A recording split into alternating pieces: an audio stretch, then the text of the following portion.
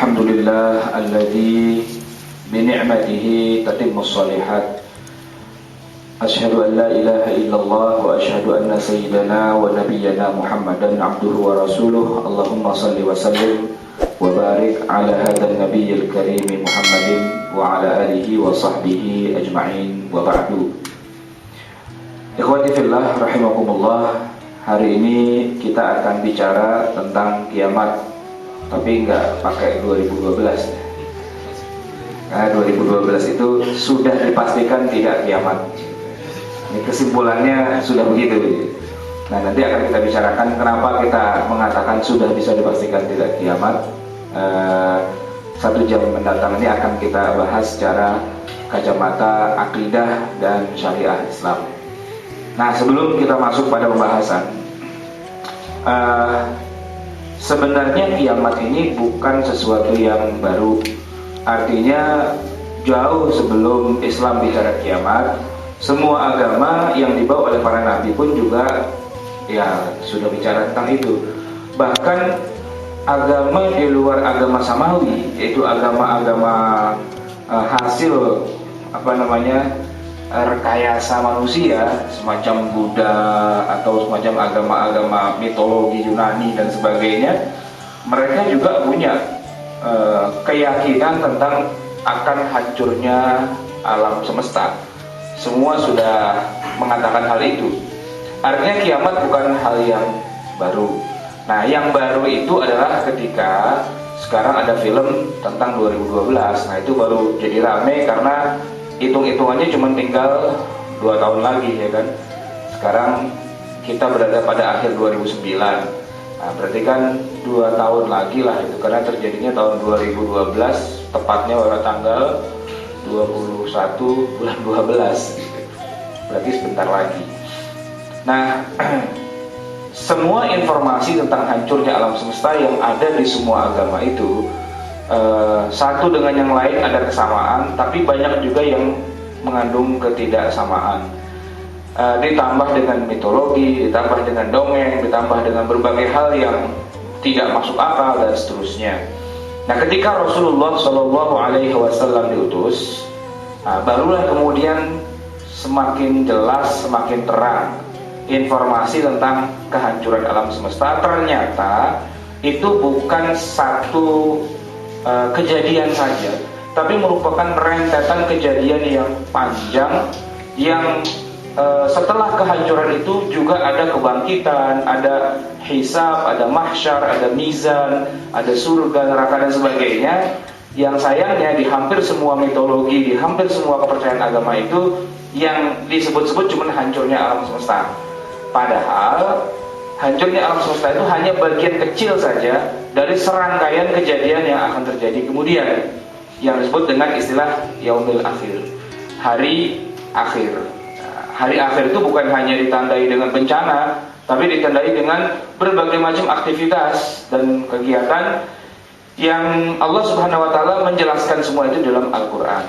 Maka di dalam Al-Qur'an, kiamat itu disebutkan berkali-kali, berulang-ulang dengan istilah dan bahasa yang berbeda-beda sesuai dengan kejadiannya. Karena kiamat itu bukan satu hari gitu ya, tapi merupakan masa yang panjang, masa yang mungkin lebih lama dari masa kita hidup di dunia. Sebuah alam, sebuah dunia tersendiri. Setelah alam dunia kita ini ada dunia lagi namanya dunia akhirat. Dan kiamat itulah bagian dari itu semua. Maka kalau kita lihat di dalam Al-Quran, nama-nama hari kiamat itu banyak banget, tergantung dari sudut pandangnya atau kejadian yang bisa diangkat pada titik-titik atau pada detik-detik tersebut. Paling tidak ada 70 ayat di dalam Al-Quran yang menyebutkan kata-kata qiyamah gitu.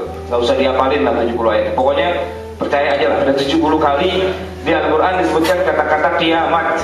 Dan sinonimnya yang sama dengan kiamat itu juga disebutkan berkali-kali dengan bahasa yang berbeda-beda. Misalnya kata-kata al-yaumul akhir, hari akhir, surat Al-Baqarah dan surat At-Taubah. Ya, nanti ini tinggal di copy aja silakan. Al-akhirat atau ad-darul akhirah itu dalam Al-Baqarah dan An-Nisa. Al-akhirah ya alam akhirat atau rumah akhirat atau dunia akhirat. Kemudian as-sa'ah disebutkan beberapa kali, surat ke-15 Al-Hijr atau surat 20, surat 22 as-sa'ah. Seperti dalam hadis Nabi disebutkan, apabila satu pekerjaan diserahkan bukan pada ahlinya, fantaziris sa'ah, tunggulah saat kehancuran. Artinya tunggulah hari kiamat gitu. Kemudian yaumul ba'ats. Nah, ini yang jarang jarang diimani, jarang dipercayai, dan ini yang jadi mentoknya orang-orang Arab jahiliyah dengan Rasulullah, yaitu mereka percaya kalau hari kiamat itu terjadi, cuman hancurnya alam semesta doang. Bahwa setelah dihancurkan lalu ada kebangkitan lagi, itu mereka nggak percaya. Yaumul ba'ats. Ba'ats artinya hari kebangkitan, di mana semua orang yang sudah mati dibangkitkan lagi dari zaman Nabi Adam sampai orang-orang yang terakhir dimatikan. Nah, yaumul akhir atau yaumul qiyamah itu termasuk juga di dalamnya yaumul ba'ats, hari orang-orang dibangkitkan kembali dari tidurnya, dari kematiannya. Ada lagi istilah hari kiamat itu adalah yaumul khuruj, hari keluarnya orang-orang. Tadi dibilang bangkit, sekarang keluar. Ya, nggak jauh beda. Keluar dari alam kuburnya, keluar dari dunianya menuju dunia yang lain lagi. Yaumul fasl. Yaumul fasl artinya hari yang membedakan. Yufasil, membedakan, membelah antara orang-orang yang akan masuk surga dengan orang-orang yang masuk neraka. Yaumul fasl. Pada hari orang-orang itu akan dipisahkan satu dengan yang lainnya. Yaumiddin, ini sudah kita sering baca di dalam surat Al-Fatihah. Iyyaka na'budu, ini surat gimana bunyinya? Maliki yaumiddin, iyyaka na'budu maliki yaumiddin. Dia adalah raja pada hari din, hari agama. Hari agama maksudnya apa? Ya, hari akhirat atau hari hancurnya alam semesta, dan membuktikan bahwa agama itu benar dan bahwa yang disampaikan oleh orang-orang di luar agama itu tidak benar.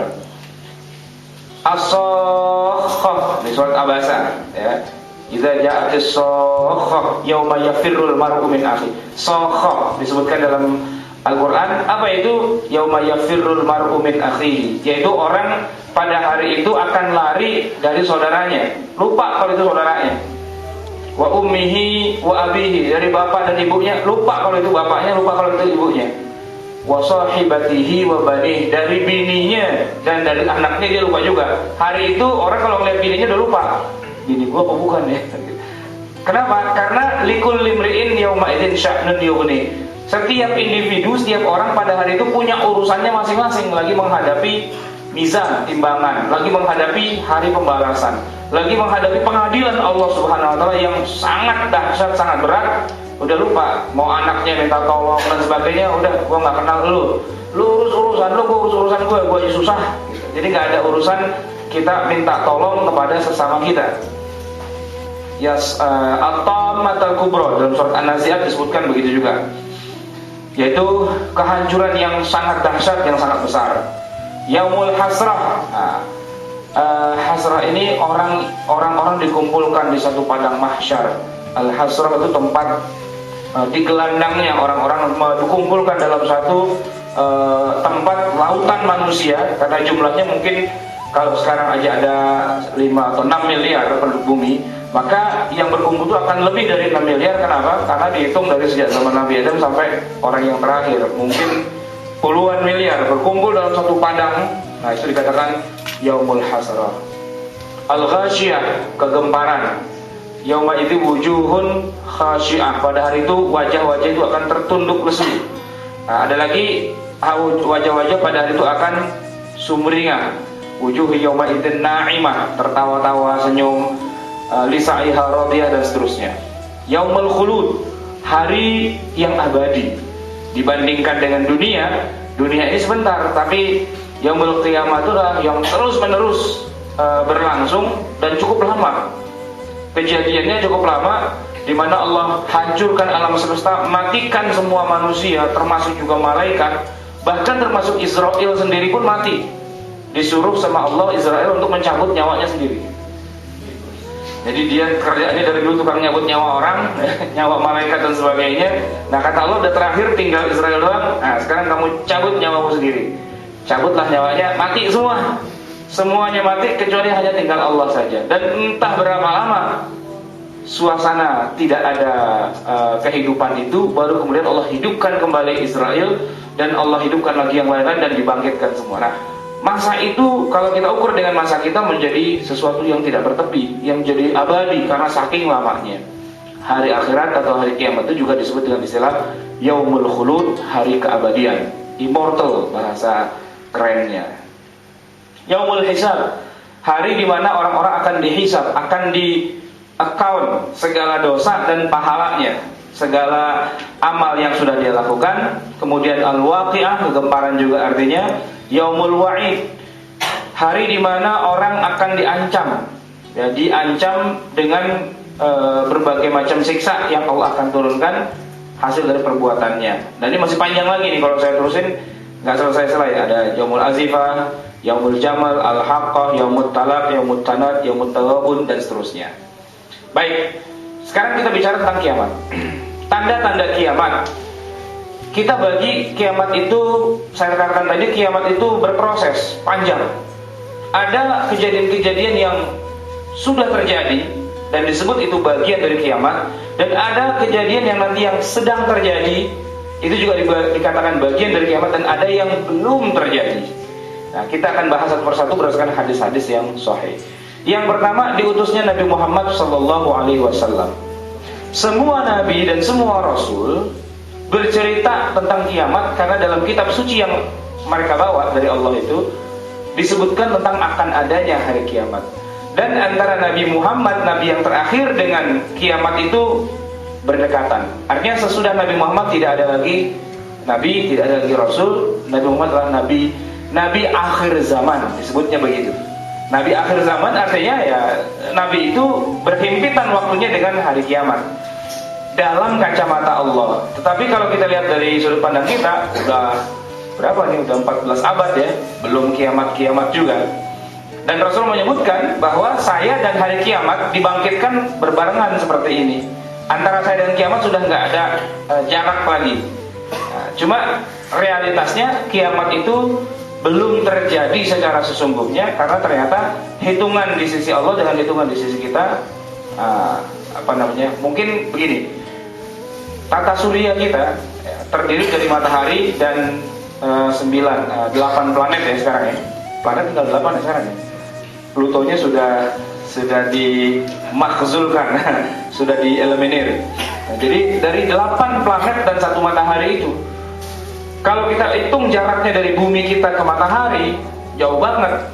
Cahaya merambat dengan kecepatan 300.000 km per detik, dia butuh waktu 8 menit dari matahari sampai ke kita.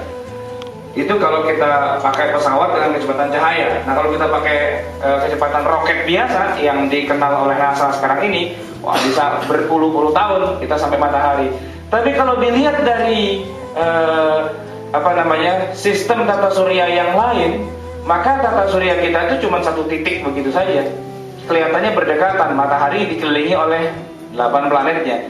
Itu dalam satu galaksi. Nah, kalau dilihat dari galaksi yang lain, maka galaksi kita itu cuma seperti seperti serbuk begitu saja yang sedang berterbangan di udara. Kelihatan kecil, jauh, dan itu menyatu. Padahal begitu kita deketin, itu luar biasa jauhnya, luar biasa panjangnya. Nah, Rasulullah SAW itu diutus bersamaan dengan hari kiamat. Artinya depan belakang. Rasulullah dulu, baru datangnya hari kiamat.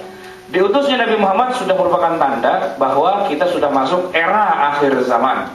Gitu. Cuman berapa lamanya, Rasulullah sendiri pun juga tidak tahu. Ketika ditanya oleh malaikat Jibril, matas sa'ah, kapan terjadinya hari kiamat, beliau menjawab dengan tegas dalam hadis yang diriwayatkan oleh Ibnu Umar, mal mas'ulu anhu bi'a'lama minas sa'il.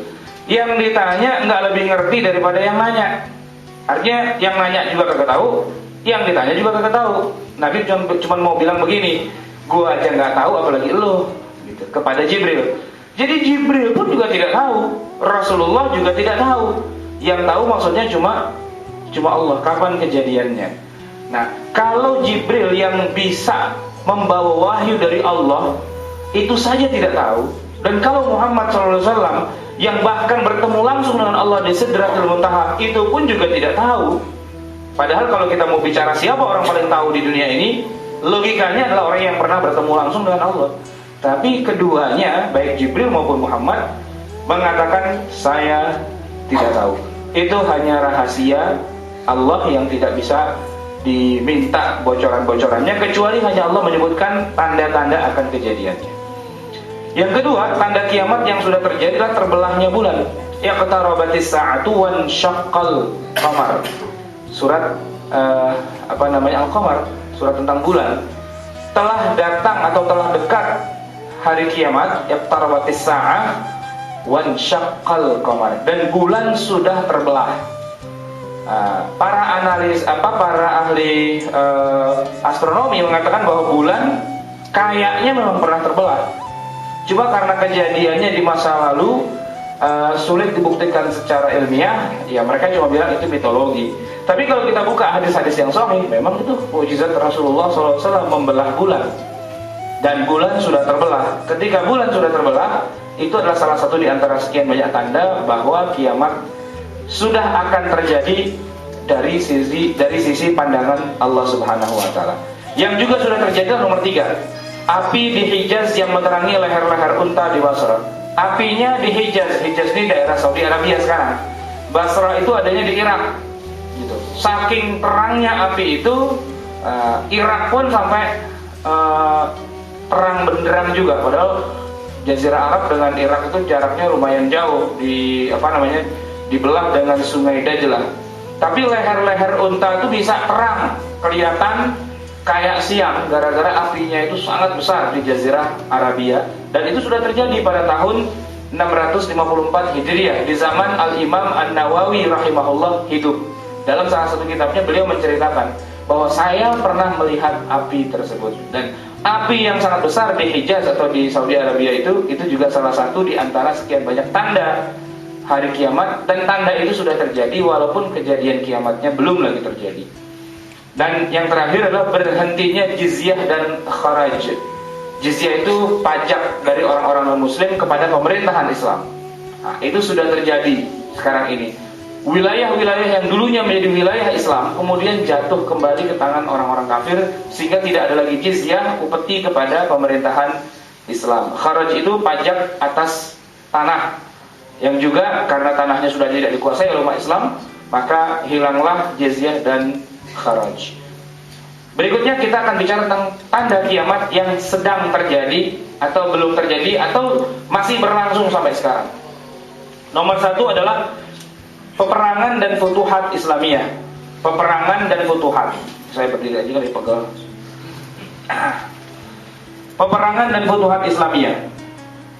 Futuhat artinya pembebasan berbagai negeri yang tadinya bukan Islam. Dan itu sudah kejadian. Misalnya peperangan antara umat Islam dengan Romawi. Itu kejadian, sudah terlaksana. Dan futuhat Islamiyah juga sudah terjadi. Bahkan tidak sampai 2 tahun setelah Rasulullah wafat, di zaman Khalifah Umar, futuhat Islamiyah ini langsung terjadi. Pertama, Sa'ad bin Abi Waqqas dikirim oleh Umar bin Khattab menuju Istana Putih Persia. Dalam peperangan 3 hari, Persia jatuh ke tangan umat Islam. Kemudian beliau mengutus Amr bin As ke Mesir, Afrika Utara. Kemudian akhirnya Mesir masuk Islam. Dan yang terakhir, kepada Romawi atau Syam yang juga jatuh. Setidaknya wilayah jajahan Romawi itu jatuh ke tangan umat Islam, ditandai dengan Umar bin Khattab berangkat ke Palestina. Di Palestina yang merupakan wilayah jajahan Romawi saat itu, paus atau orang tertinggi di kalangan orang-orang Nasrani menyerahkan kunci Baitul Maqdis kepada Umar. Nah, futuhat Islamiyah terus berlangsung, kemudian Eropa jatuh ke tangan umat Islam. Spanyol dulu, setelah masuknya Tariq bin Ziyad dan Musa bin Nusair ke Spanyol. Kemudian di tahun 1453 ramalan Rasulullah pun kemudian terjadi, yaitu lataftahunna Konstantinia, kamu akan bisa menjatuhkan Konstantinopel. Romawi atau Eropa, ibu kotanya adalah Konstantinopel. atau Bizantium, dulu namanya Bizantium atau Konstantinopel, yang merupakan benteng pertahanan terakhir orang-orang Romawi saat itu. Nah, orang-orang Romawi itu sudah membangun ibu kota mereka, Konstantinopel itu, dengan benteng yang sangat kokoh, dan sepanjang sejarah para sahabat Nabi sudah berupaya untuk merebut itu. Pertama, Ali bin Abi Thalib. Di zaman Ali bin Abi Thalib, beliau mengirim pasukan besar-besaran ke Bizantium, tapi nggak berhasil. Di zaman Yazid bin Muawiyah juga berangkat para sahabat ke sana untuk merebut kota itu. Kenapa? Karena kata Nabi, kalian pasti bisa menjatuhkan Konstantinopel. Panglima perangnya adalah panglima perang terbaik yang dimiliki oleh umat Islam, dan pasukannya adalah pasukan yang terbaik yang dimiliki oleh umat Islam. Hadis itu hadis yang sahih. La taftahunna Konstantiniyah wa la ni'mal amiru amiruha wa la ni'mal jaishu jaishuha. Tapi belum pernah ada yang berhasil sampai kemudian kejadiannya tahun 1453. Sultan Muhammad Al-Fatih yang baru berusia 20 tahun berhasil mengepung Bizantium itu atau Konstantinopel itu, dan akhirnya bisa merebut ibu kota Romawi, jatuh ke tangan umat Islam. Maka dia berhak mendapatkan gelar panglima terbaik yang dimiliki oleh umat Islam, dan pasukannya adalah pasukan yang terbaik yang pernah dimiliki oleh umat Islam, sehingga dia bergelar The Conqueror atau Al-Fatih. Sultan Muhammad Al-Fatih, Sultan atau Khalifah Turki Utsmani 1453. Romawi jatuh ke tangan umat Islam. Tapi sebagian kerajaan Eropa itu masih berkumpul di Roma yang sekarang, kota Roma. Tapi kata Nabi, akan kejadian Roma itu jatuh juga ke tangan umat Islam. Jadi ada dua ibu kota Eropa. Eropa Timur itu Bizantium, sekarang namanya sudah diubah menjadi Istanbul, ibu kota Turki. Nah, yang satu lagi yang di Italia sekarang, sampingnya Vatikan. Kata Rasulullah, itu juga akan jatuh ke tangan umatku, tangan kalian. Sampai kemudian ketika ngobrol-ngobrol para sahabat dengan Rasulullah, ada seorang di antara mereka bertanya, Ayyul Madinataini tuftahu awalan ya Rasulullah. Dari dua kota itu, Istanbul dan Roma sekarang itu, mana yang jatuh duluan ke tangan kita? Rasulullah mengatakan, Madinatu Herakl, kota yang di situ ada Kaisar Heraklius. Itu maksudnya adalah Konstantinopel yang sekarang namanya Istanbul. Tapi Roma yang sekarang itu, sebagaimana janji Rasulullah, itu juga akan jatuh ke tangan umat Islam. Dr. Yusuf Al-Qardawi mengatakan, sekarang ini di abad 21, saya menganggap bahwa inilah abad di mana kita akan merebut Roma. Italia itu jatuh ke tangan umat Islam. Tapi bedanya dengan di zaman Sultan Muhammad Al-Fatih, kalau dulu dengan penyerbuan militer secara besar-besaran, sekarang dengan menggunakan penyerbuan informasi lewat internet, lewat e-book, lewat berbagai macam media massa yang kita angkat. Orang-orang di sana kemudian banyak yang masuk Islam, wabil khusus lewat pernikahan. Jadi orang-orang Islam banyak yang menjadi ekspatriat di sana, bekerja di sana, lalu menikahi wanita-wanita Kristen ahli kitab di sana. Lahirlah generasi Islam berikutnya, yang sekarang Islamic Center itu kerjaannya mengakuisisi gereja, kan? Gereja dibeli, akhirnya menjadi generasi Islam yang kuat. Dan masjid terbesar sekarang di Eropa adanya di jantung kota Roma, yang jaraknya hanya dekat sekali dengan Vatikan. Sehingga kata Dr. Yusuf Qardawi, Vatikan itu sebentar lagi akan kita lumat menjadi wilayah Islam dan menjadi ibu kota umat Islam di abad ke-21. Lahir dari generasi mereka. Nah, Futuhat Islamiyah itu adalah di antara sekian banyak tanda-tanda kiamat yang menuju kepada kemenangan besar umat Islam. Dan sudah pernah terjadi dulu ketika Baghdad diratakan dengan tanah oleh pasukan Mongolia di bawah pimpinan Genghis Khan. 100 tahun kemudian cucu Genghis Khan masuk Islam, dan tentara-tentara Mongolia menjadi pasukan muslimin yang terbaik yang ada di zaman itu, yang ikut membantu pasukan Turki Utsmani mengepung Bizantium. Genghis Khan, tentara Mongol. Muncul para pengaku Nabi. Itu juga sudah kejadian sejak Rasulullah wafat. Di zaman Abu Bakar As-Siddiq radhiyallahu anhu sudah ada Musailimah Al-Kadzdzab.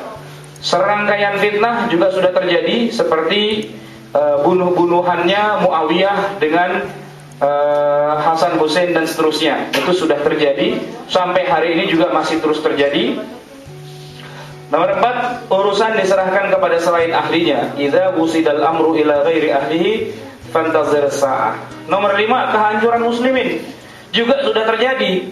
Andalusia yang pernah berjaya di bawah umat Islam selama 800 tahun, kemudian dihancurkan habis oleh pasukan Kristen yang ada di Eropa itu, di bawah Ratu Isabella. Habis ludes, tidak ada satupun umat Islam tertinggal di sana, karena mereka hanya diberi satu di antara 3 pilihan: masuk Kristen, atau mereka dibunuh, atau mereka keluar dari tanah Spanyol. Dan itu juga sudah terjadi sampai hari ini. Di wilayah kita di Asia Tenggara yang mengalami hal seperti itu adalah Filipina, saudara kita. Filipina itu dulunya negeri Islam sebagaimana kita Nusantara. Bahkan ibu kota Filipina yang bernama Manila itu adalah singkatan akronim dari doa para panglima muslim yang ada saat itu kepada pasukannya yang mau berangkat perang. Siru fi amanillah, berjalanlah kamu di bawah keamanan, pengawasan, penjagaan dari Allah. Amanillah, jadi Manila, bukan rumput Manila ya. Amanillah ya, tempat yang dijaga oleh Allah. Tapi sekarang Manila habis, Filipina habis, hanya tersisa di bagian selatan, di daerah Mindanao, yang disebut mereka sebagai, dengan penghinaan mereka menyebut umat Islam yang ada di selatan Filipina itu sebagai bangsa Mur. Bangsa Mur itu bangsa Vandal yang ada di Inggris. Nah, mereka disebut-sebut dengan bangsa Mur atau disebut dengan Moro. Moro itu sebutan penghinaan sebenarnya. Sebagaimana kita menyebut orang Afro-American sebagai Negro. Moro, Negro itu penghinaan. Yang sebenarnya mereka adalah orang-orang daerah Mindanao, gitu. Menjadi lalu dianggap sebagai teroris lah dan sebagainya. Nah, Indonesia ingin juga dilakukan seperti itu, cuma kebetulan Indonesia cukup kuat karena proses Islamisasi itu panjang. Sementara di Filipina atau di Kashmir misalnya, memang proses Islamisasi menjadi lemah. Kehancuran Muslimin juga terjadi di Eropa Timur yang dulu sempat diislamkan oleh Muhammad Al-Fatih, kemudian dihabisi oleh Slobodan Milosevic ketika mereka menghancurkan Bosnia Herzegovina. Umat Islamnya memang sudah karatan keislamannya, sudah enggak bagus lagi. Dilakukan cleansing etnik sehingga habislah umat Islam yang ada di sana, tinggal beberapa gelintir saja. Itu juga sudah terjadi dan merupakan tanda-tanda kiamat. Nomor 6, ini diambil dari hadis Rasulullah dengan Jibril, yang Jibril menyamar menjadi manusia biasa. Di hadapan para sahabat, Jibril tiba-tiba datang dan bertanya, apa itu iman, Islam, ihsan, kapan hari kiamat, lalu apa tanda-tandanya? Di antara yang dijawab oleh Rasulullah adalah ketika para budak melahirkan tuannya. Nah, para ahli hadis bingung, maksudnya apa? Ketika para budak melahirkan tuannya, mereka memberikan beberapa penafsiran. Ada yang mengatakan bahwa budak melahirkan tuannya itu maksudnya adalah perbudakan habis. Kenapa? Karena para wanita budak kalau dinikahi oleh laki-laki yang merdeka, anaknya kalau lahir, baik itu laki-laki atau perempuan, pasti menjadi orang yang merdeka. Jadi anaknya orang merdeka, ibunya budak, maka dikatakan budak melahirkan tuannya. Ini penafsiran yang positif, artinya perbudakan hilang. Karena setiap kali ada budak melahirkan manusia, manusia itu pastilah orang merdeka. Tapi ada yang penafsirannya negatif, maksudnya budak melahirkan tuannya adalah anak-anak itu akan menjadi kualat durhaka kepada orang tuanya. Dan masih banyak penafsiran-penafsiran yang lain. Tapi yang jelas Rasulullah menyebutkan ketika idza talidal amatu rabbataha, ketika para budak wanita melahirkan tuannya. Ada lagi mengatakan, oh ini berarti anak zina, berarti zina sudah menyebar di mana-mana. Itu tafsiran para mufassirin, para ahli hadis, para ulama. Tetapi teks yang disebutkan oleh Rasulullah adalah idza talidal amatu rabbataha. Nomor 7, ini juga hadis yang sahih diriwayatkan oleh Imam Muslim. La taqumas sa'ah, tidak akan terjadi hari kiamat kecuali umat-umat yang lain, bangsa-bangsa lain akan mengerubuti umat Islam. Sampai dikatakan yushiku an tatada'a alaikumul umam kama tatada'al akalatu ila qas'atiha. Bangsa-bangsa lain, umat-umat yang lain itu akan mengerubuti kalian sebagaimana sekawanan hewan liar mengerubuti bangsanya. Sampai para sahabat bengong ketika Rasulullah menceritakan itu.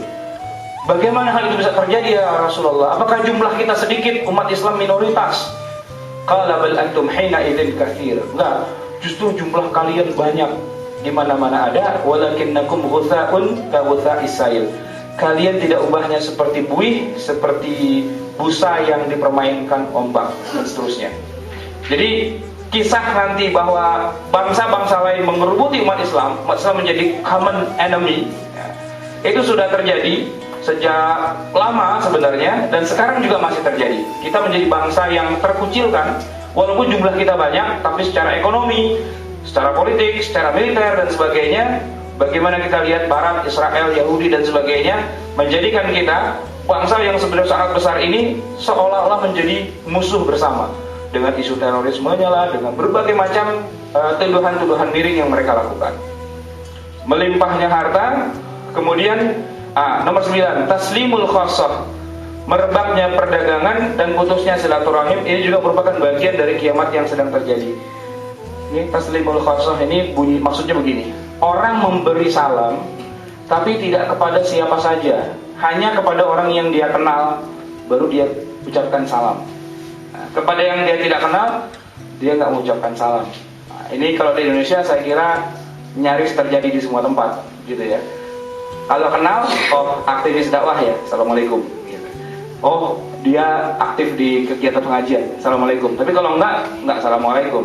Beda dengan kalau saya dulu kuliah di Libya, kenal nggak kenal, ya, ketemu di jalan, di tangga, di mana, assalamualaikum, assalamualaikum. Afsus salama bainakum, sebarkan salam di tengah kalian. Gitu. Tapi ketika hari akhir menjelang terjadi, di antara salah satu cirinya adalah ketika salam itu hanya ditujukan kepada orang-orang tertentu saja. Taslimul khassah, memberikan salam hanya kepada sebagian manusia. Baik. Nah, ini yang merupakan inti dari pembicaraan kita hari ini. Tanda kiamat yang belum terjadi, dan tidak akan terjadi kiamat kecuali terjadi hal-hal ini dulu. Pertama, kembalinya Jazirah Arab menjadi kebun dan sungai. Belum terjadi. Yang ada baru di Arafah itu ditanami pohon pete Cina yang bibitnya dari Jakarta, tanahnya dari India. Setiap pohon dikasih keran satu, tapi belum jadi kebun-kebun yang indah dan belum ada sungai di sana. Nah, kiamat baru akan terjadi ketika Jazirah Arabia kembali lagi menjadi kayak puncak, kayak Bogor, kayak Cianjur, gitu. Makanya sekarang orang-orang Saudi banyak yang datang ke Bogor, puncak Cianjur. Lain ya, judulnya lain. Kata Rasulullah, tidak akan terjadi hari kiamat kecuali Jazirah Arabia akan kembali menjadi hijau dengan kebun-kebunnya dan sungai-sungainya. Waktu saya cerita seperti ini ada orang nanya, itu cuman kiasan saja ataukah itu betulan? Gitu. Saya bilang betulan. Wah, kalau begitu gampang, kita surati saja kepada Raja Abdullah untuk nggak usahlah mengadakan penghijauan. Kenapa? Biar kiamat nggak kejadian. Gitu. Biar jangan sampai terjadi kiamat gitu. Biarinlah jadi padang tandus yang gersang begitu saja, jangan ada proses penghijauan. Saya bilang kalau Allah mau menjadikan satu negeri hijau, cukup dengan katakan kun, hijaulah. Dan ketika Allah tidak mau hijau menjadi padang pasir, kun, jadi juga. Ya gampang, kalau memang pemerintah Saudi tidak mau menghijaukan negerinya, dalam waktu singkat Allah bisa menggulingkan kekuasaan itu. Atau Allah bisa saja tumbuhkan sebuah gunung berapi di tengah-tengah Jazirah Arabia, ya, beberapa gunung meletus di sana, dan kemudian isi perut bumi yang subur itu kemudian menutupi dataran Jazirah Arabia setebal 10-20 meter yang tanahnya merupakan tanah humus semua, lalu berdiri tegak beberapa gunung, lalu kemudian jadi negeri yang penuh dengan tanaman, penuh dengan sungai-sungai, dan itu mudah saja, dan sudah kita lihat contohnya di Sidoarjo, Jawa Timur. Bagaimana mud volcano itu terjadi tiba-tiba, nggak tahu sebabnya apa dan sebagainya, tiba-tiba keluar aja lumpur dari situ. Nah bisa saja di Mekah, di Madinah, di Taif dan sebagainya muncul gunung berapi yang kemudian gunung itu meletus menutupi wilayah-wilayah itu, dan kemudian beberapa tahun kemudian muncullah kebun-kebun yang indah, sungai-sungai yang mengalir di bawahnya, jannatun tajri min tahtihal anhar. Jadilah wilayah itu menjadi Bogor, Puncak dan Cianjur. berbicaranya binatang buas dan benda mati pada manusia. Hadisnya sahih juga, diriwayatkan oleh Imam Muslim. La taquma sa'ah, tidak akan terjadi hari kiamat sampai umat Islam dapat mengalahkan Yahudi, di mana Yahudi bersembunyi di balik batu dan pohon, dan batu dan pohon itu akan membantu umat Islam dengan mengatakan, wahai Muslim, wahai hamba Allah, kemarilah, di belakangku ini ada Yahudi sedang sembunyi, kemari dan bunuh dia. Illal gharqad, kecuali pohon gharqad, karena pohon gharqad itu adalah pohon milik orang-orang Yahudi. Nah, di internet kalau kita buka Google misalnya, kita searching kata-kata gharqad baik dengan bahasa Inggris atau bahasa Arab, itu ada orang-orang Yahudi yang mulai sudah menjual secara online pohon gharqad, harganya $18. Jadi mereka percaya bahwa suatu hari orang-orang Yahudi ini akan dikalahkan oleh umat Islam dan mereka akan bersembunyi di balik pohon itu. Dan di Palestina sendiri, di wilayah pendudukan, orang-orang Israel itu di samping perumahan-perumahan mereka, itu mereka menanam pohon gharqad. Jumlahnya sudah tidak tanggung-tanggung, sudah sampai 220 juta batang pohon gharqad. Ya, waktu tahun 95 saya mau masuk ke wilayah Palestina, nggak bisa masuk. Tour guide saya mengatakan, kita akan melewati saja wilayah-wilayah perbatasan. Nah, kita akan nanti kan lihat hutan-hutan, pohon-pohon yang itu pohon gharqad, dia bilang. Apa itu pohon gharqad? Ya, sebagaimana yang antum baca di hadis Sahih Muslim, bahwa orang Yahudi lebih percaya bahwa mereka akan dihancurkan daripada kita umat Islamnya sendiri, bahwa kita akan menang, dan bahwa mereka akan sembunyi di balik pohon gharqad, dan bahwa pohon gharqad itu tidak akan berkhianat pada orang Yahudi, karena pohon gharqad adalah pohonnya Yahudi. Kalau Yahudi ngumpet di balik batu, di balik pohon biasa, semua batu dan pohon itu akan berbicara. Wahai Muslim, nih di belakang saya ada Yahudi, kemari becek kepalanya. Tapi pohon gharqad akan melindungi orang-orang Yahudi. Binatang buas, benda mati akan bicara secara real kepada manusia, dan itu belum terjadi sampai hari ini. Turunnya Al-Mahdi. Al-Mahdi ini adalah seorang manusia biasa yang sudah lahir tetapi diangkat oleh Allah dan dia belum turun lagi. Dia akan turun pada akhir zaman untuk membantai atau menghancurkan kekuatan Dajjal. Nah, Dajjal juga belum ada, Al-Mahdi juga belum turun. Sungai Furat akan mengandung air yang bersumber dari gunung, di mana airnya mengandung kristal-kristal emas atau butir-butir pasir emas. Bumi akan mengeluarkan harta yang terpendam dan terkumpulnya manusia ke Madinah. Jadi di hari menjelang kiamat itu, orang akan berkumpul di kota Madinah dan sekitarnya, karena kejadiannya sedemikian dahsyat dan orang ketakutan, maka mereka berkumpulnya di Madinah. Nah, ini 6 belum terjadi. Tapi apakah terjadi tahun 2012? Wallahu a'lam bishawab. Kita nggak tahu. Tapi yang jelas, ini adalah kabar dari Rasulullah dengan hadis-hadis yang sahih. Seandainya dari sekarang sampai 2012 ini semua kejadian, ya mungkin saja 2012 kiamat. Tapi kalau menurut perhitungan kita akan susah kalau misalnya dengan katakanlah dengan proses yang bersifat alamiah yang biasa, kecuali dengan keajaiban-keajaiban, tapi kita nggak tahu apa yang ada di dalam skenario Allah dalam semuanya ini. Berikutnya, ini kita akan bicara tentang kiamat yang sesungguhnya. Kiamat yang sesungguhnya itu kita sebut dengan istilah kiamat kubro, kiamat yang jelas. Waktunya udah habis ya. Lihat jam lanjut. Asap ini fungsinya untuk membunuh semua umat Islam. Jadi sebelum kiamat yang betulannya terjadi, bumi akan mengeluarkan asap. Asapnya ini akan membuat semua orang mukmin meninggal dunia. Sebab orang mukmin itu tidak akan disiksa dengan melihat langsung kejadian kiamat. Nah, yang akan disiksa dengan melihat langsung bagaimana gunung berterbangan seperti anai-anai, seperti kita baca dalam Al-Quran. Yauma yakumul jibalu kal ihdil manfus wa apalagi? Wa takunul jibalu kal farashil mabsus, dan seterusnya. Itu adalah siksaan juga buat orang-orang kafir. Sehingga orang kafir itu selain nanti di akhirat dia disiksa, di alam dunia disiksa dengan cara diperlihatkan gimana kiamat itu terjadi, dia ngalami langsung. Orang beriman nggak akan dikasih lihat dahsyatnya kiamat. Dengan adanya asap itu orang beriman meninggal semua. Ya tadi yang berkumpul di Madinah, yang di mana-mana itu Allah matikan mereka. Sehingga mereka langsung masuk ke dalam alam barzakh, alam yang penuh dengan kenikmatan. Karena dia pada akhirnya akan masuk ke dalam surga. Nah di alam barzakhnya dia akan mengalami kenikmatan-kenikmatan. Jadi nggak akan diperlihatkan kalau kita adalah orang beriman. Berikutnya adalah fitnah Dajjal. Dajjal, Al-Masih Dajjal, dikatakan Al-Masih karena dia mengusap, ya, menguasai seluruh permukaan bumi dengan kekuasaannya. Juga belum muncul, dan Dajjal itu bukanlah katakanlah personifikasi dari Bush misalnya, atau personifikasi dari Fir'aun dan sebagainya, bukan. Dajjal itu manusia dengan segala keajaiban yang Rasulullah ceritakan pada dirinya, dengan matanya yang satu dengan tulisan kaf, fa, ra di jidatnya, dan orang semua akan terpengaruh di bawah kepemimpinan Dajjal. Secara fisik kelihatan Dajjalnya, dan hari ini Dajjalnya belum muncul. Kalau orang kayak Dajjal banyak, ya misalnya Bush, ya dulu Westerling, kemudian ada Hitler, ada Mussolini, ada Stalin, ada Lenin dan sebagainya. Itu orang kayak Dajjal, mirip-mirip Dajjal, tapi bukan Dajjal yang sesungguhnya. Kemudian fitnah kubro yang sesungguhnya itu dengan turunnya Isa alaihissalam. Isa alaihissalam pada waktu turun dia bukan nabi.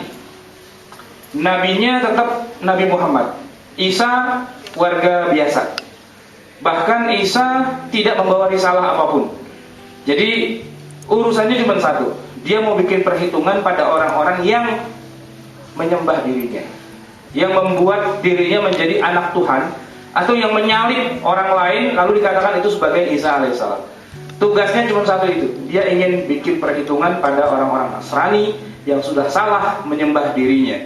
Tapi urusan beragamanya, Isa beragama dengan agama yang dibawa oleh Nabi Muhammad sallallahu alaihi wasallam. Bernabi kepada Muhammad, berkitab suci pada Al-Quran, sholat sebagaimana kita sholat. Bahkan Nabi Isa ketika diminta oleh pemimpin umat Islam untuk menjadi imam sholat, beliau menolak. Udah ente aja, saya makmum biasa karena saya bukan nabi, saya cuma mantan nabi. Udah bukan nabi lagi. Dan ini cuma saya saja yang ngomong. Nabi Isa itu lahirnya di Palestina, bukan di negeri Arab. Karena Palestina itu baru jatuh ke tangan umat Islam di zaman Umar bin Khattab tahun 700-an Masehi. Jadi 700 tahun sebelumnya Palestina itu bukan Arab. Jadi Nabi Isa pun tidak bisa bahasa Arab gitu. Maka dia akan belajar dulu bahasa Arab, termasuk belajar baca Quran barangkali ya, Iqra jilid 1, 2, 3. Karena waktu itu dia bukan nabi dan tidak menerima wahyu. Nah, dia tidak menerima wahyu. Kalau dia menerima wahyu, kafir kita. Kalau kita meyakini Isa yang lahir, yang akan turun di akhir zaman itu menerima wahyu, kita kafir. Kenapa? Karena kita mengatakan ada nabi sesudah Muhammad. Jadi kita tidak sebut Nabi Isa, kita sebut Isa, saudara Isa, akh Isa. Nah, gitu. Ya'juj wa Ma'juj. Nah, ini juga makhluk Allah yang akan melakukan penghancuran di muka bumi, yang di zaman Iskandar Zulkarnain, ya, Zulkarnain. Kedua hewan ini atau kedua makhluk ini dibelenggu, dipenjara di suatu tempat yang ditutup dengan panel baja yang sangat kuat, yang pada hari kiamat belenggu itu akan terlepas dan Ya'juj dan Ma'juj akan melakukan kerusakan di muka bumi sebagaimana kita baca di dalam surat Al-Kahfi. Tapi tentang bagaimana detail Ya'juj dan Ma'juj, Rasulullah SAW juga tidak banyak bercerita. Jadi yang kita ketahui hanya poin besarnya saja. Apakah kemudian Ya'juj dan Ma'juj itu adalah seekor naga misalnya, apakah dia Godzilla, apakah dia King Kong dan sebagainya. Nah, itu konsumsi dari Hollywood lah, itu yang cari-cari sensasi gitu ya. Jadi kita mengimani karena di dalam hadis yang sahih disebutkan Ya'juj dan Ma'juj akan keluar, akan memberontak dari belenggunya, dari bentengnya, dia akan keluar dan akan melakukan kerusakan di muka bumi, dan itu bagian dari kiamat kubro. Ini yang paling penting. Quran terhapus, manusia muslim meninggal, Quran hilang.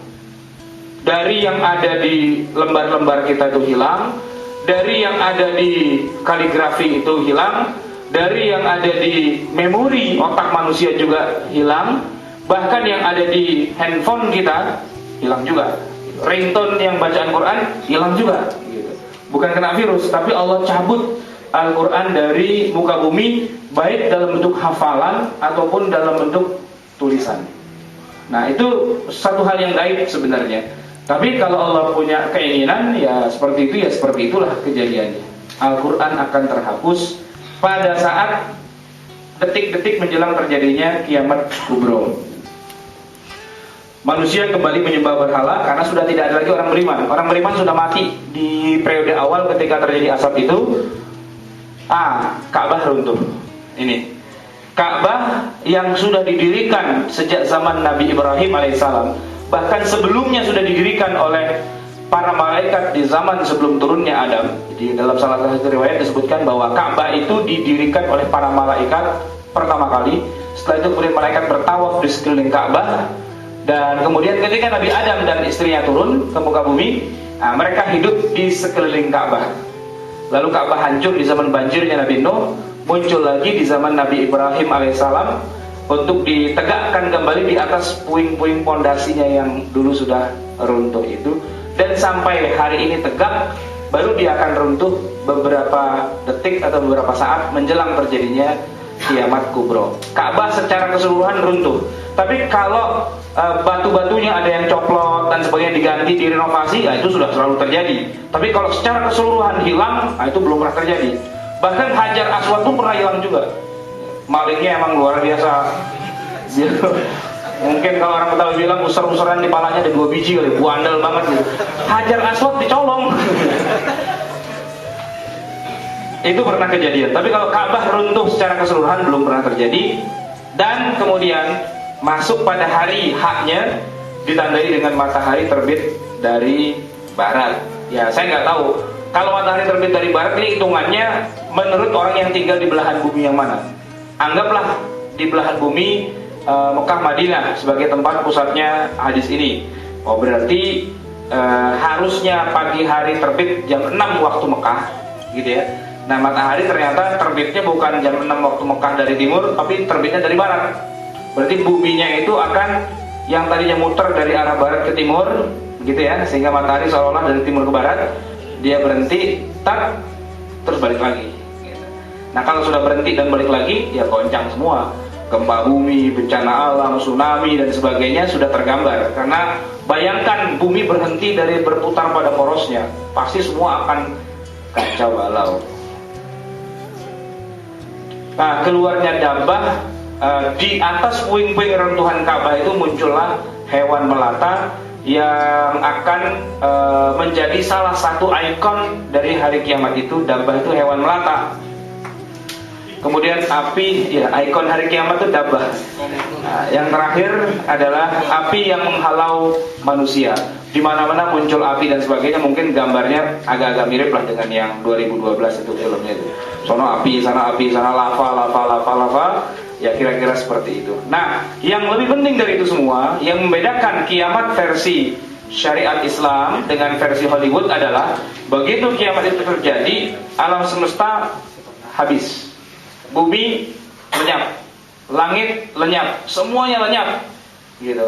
Yang abadi hanya tinggal Allah Subhanahu wa Ta'ala. Nah, kalau versi Hollywood kan enggak, banjir bandang, ya, semuanya tenggelam, kutub utara pindah ke Amerika, kemudian gunung Himalaya yang tadinya di daerah itu pindah ke Cape Town, pindah ke Afrika Selatan dan sebagainya. Tapi manusia-manusia masih selamat dengan naik kapal, kapal itu.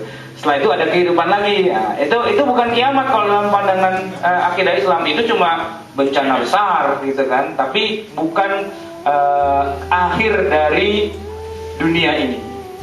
Nah, dalam akidah Islam, kiamat adalah akhir dari segala sesuatunya, dan setelah itu ada kebangkitan lagi. Baik, itu yang bisa saya sampaikan. Semoga ada manfaatnya. Wabillahi taufiq wal hidayah. Wal afu minkum. Wassalamualaikum warahmatullahi wabarakatuh.